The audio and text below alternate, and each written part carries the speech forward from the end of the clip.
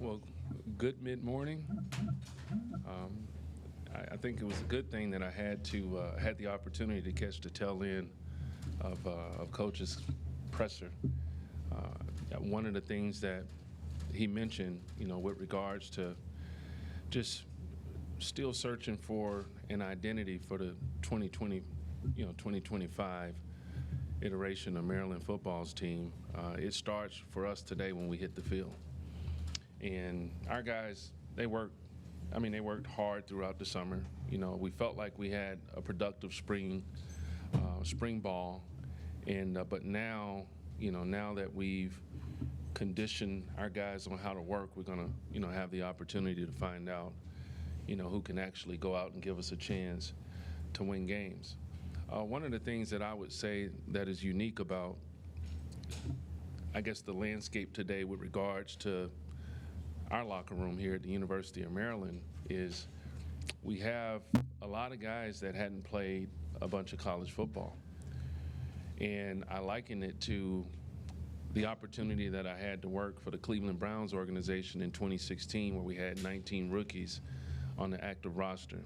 And going into that season, there was there was a lot of opportunities for young players to show that they could, compete at a level that gave us a chance to win.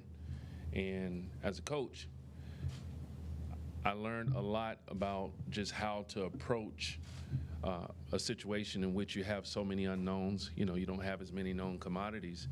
And it started with us just, making sure that we're tough, smart, and reliable, just having a tough football team, not beating ourselves. And so, that's part of our approach here for Maryland's offense this upcoming season, just to go out and let's play smart football. You go back and look at the games that they played last year, the games that didn't work out the way that we hoped they would work out. And if you really audit those games, you'll see that it was never a matter of having inferior talent. That was never the case. It was always just a situation in which, in certain moments in the game, we needed guys to not only make plays, but just have the discipline to not, create situations in which it was detrimental to the team. And so we're going into this camp with the mentality that we're going to be tough, smart, reliable, but we're going to really try and inundate our guys with a lot of situational football so that they can rehearse some of the things that will come up in the game throughout the season.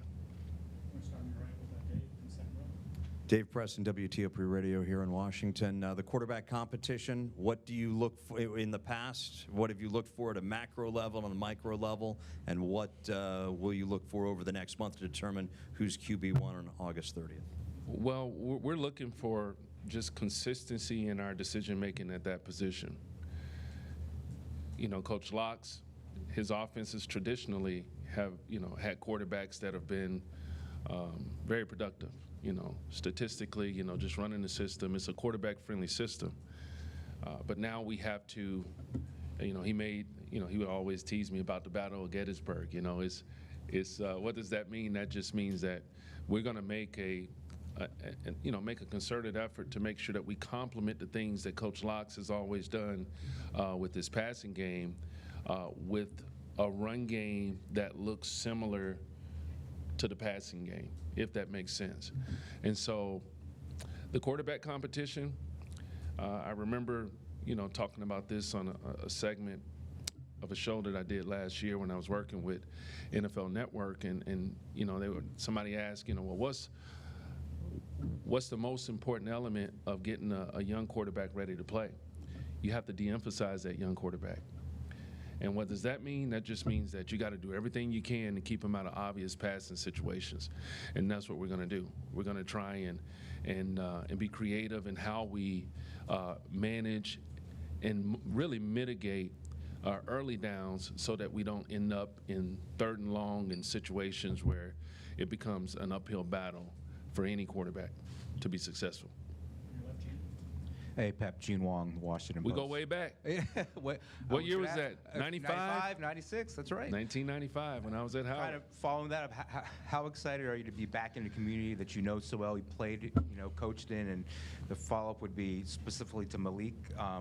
What does a freshman quarterback have to do to make a jump from high school to playing at the highest level in college? Right. So the answer to the first part of your question, Gene, is it's an amazing feeling for me to be back in a community that I've been a part of since I graduated high school. I grew up in Charlotte, but I came to Howard in 1992, and over the years, bounced around different places throughout my coaching career. My wife and I, we still kept the DMV as our home base. My wife went to Duval High School.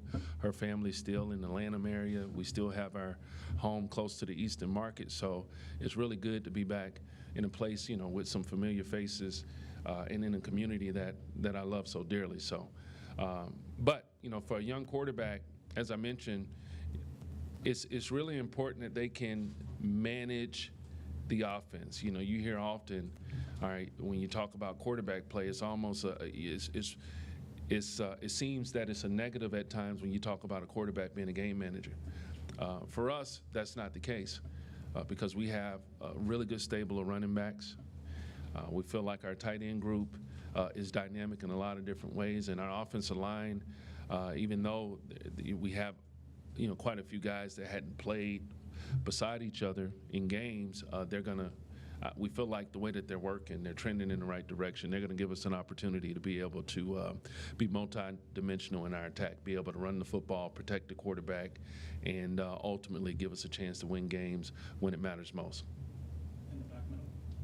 How you doing, Coach? Great. Mark Gray with the Voice of College Sports. Been knowing you for a long time. Right. I remember you and I had a conversation when you were at Michigan and you came over to Bowie and did a camp.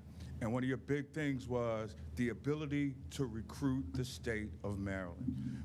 In your spot now, how important is that to kind of lock that, door around so that you get the top prospects from the area to consider Maryland first? Well, Coach Locks and our recruiting staff, they've already established a program that's allowed us to have two of the best recruiting classes, two top 25 recruiting classes here in the past couple years. And so that's already in place. I would hope that myself, Coach Ted, our defensive coordinator, us having the opportunity to just share some of the experiences that we've gained in over the years in the NFL, that would be something that would be attractive to some of the young players in the area as well. Yeah, and Coach Pep, Isaiah Woodley, Fox 5 DC, nice to meet you. Yep. So, Coach Pep, you've had multiple experiences in the NFL. You're here now in Maryland. On the field, what values are you instilling in your players to get the best out of them this season? Really good question. It starts with just being smart. We have to be tough. We have to be smart. Players have to be reliable. The overriding theme for us up until this point, since I've been here, has been really teaching our guys how to work. Teaching them how to work. This is a generation in which, they're accustomed to having accommodations. Well, Ted Monachino and myself, we've lived in a different space in which it's very non-accommodating when it's time to go out and play games against opponents like the Wisconsins, the Michigans, the people that we'll face this upcoming season. So we want to, as much as we can, create models in which it replicates what you're going to experience in a game. And that's going to be gritty, it's going to be hot, it's going to be uncomfortable. And we tell our guys often that comfort is the enemy of progress. I am the comfort cop, all right, in the building. And so, all right, it's important that our guys just understand how to work, embrace the expectations that this community, just the Maryland community in general, has for this football program, and be excited about going out and having a chance to win games for the community in the state of Maryland. Hey, Pep, Harrison Rich, Inside Maryland Sports. Last week, Coach Loxley mentioned, with you and Ted coming in, his philosophy is with new coordinators, he likes to keep the same language, and then you guys can bring in your own terminology. I'm curious, is that something that... How do you keep the same language and then bring in new terminology? Like overarching language, and then you kind of put your own flavor on it with your terminology. So I'm curious, is that something that you have dealt with, throughout your time at other places as a coordinator, or is that unique to Coach Loxley in Maryland? Well, it's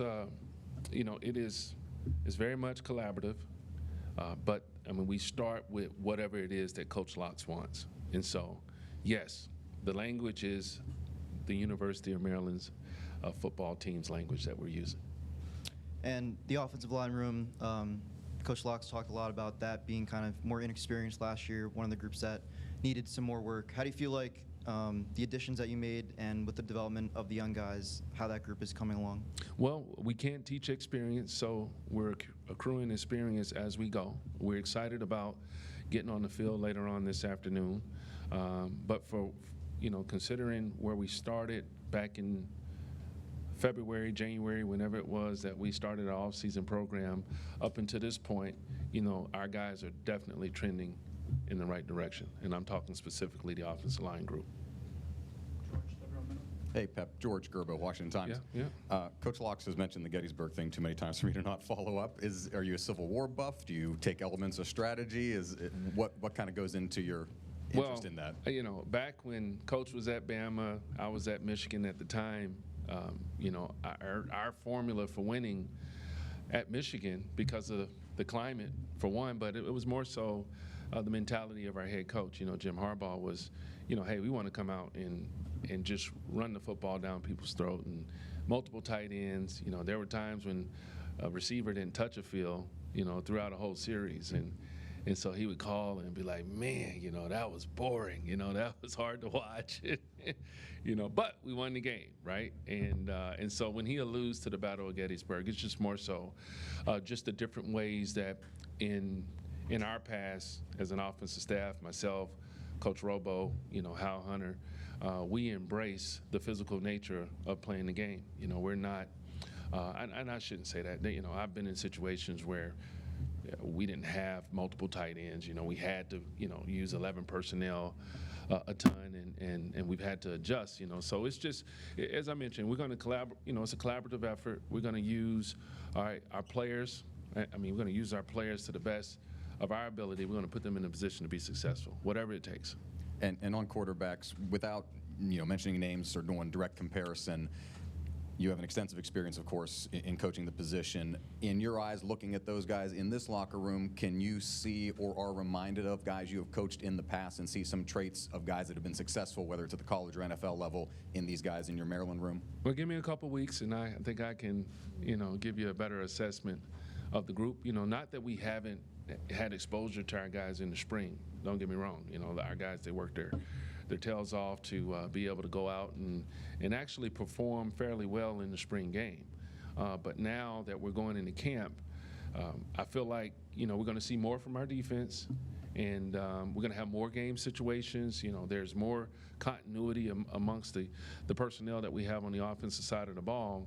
But we want to see, if our guys in the quarterback room are ready to take that next step and take more control of what we're going to do within our offensive system.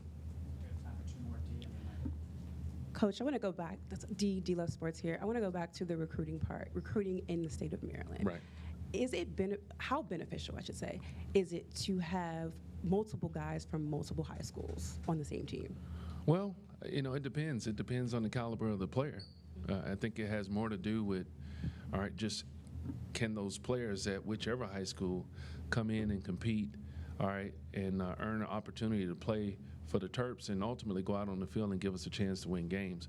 But the WCAC specifically is one of the best high school sports conferences, football, basketball, all the above in the country, in my opinion. And so, having, all right, within your footprint, just the opportunity to recruit players of that caliber and keep them home is important for this program. Good morning, Coach. Michael Howes with the Diamondback. What's the Diamondback? The school newspaper Okay. here. Yeah. With a young quarterback like Malik, what are some things that you work with him and other young QBs heading into their first freshman year? Well, it's a big part of it is just really assigning their eyes and their thoughts pre-snap.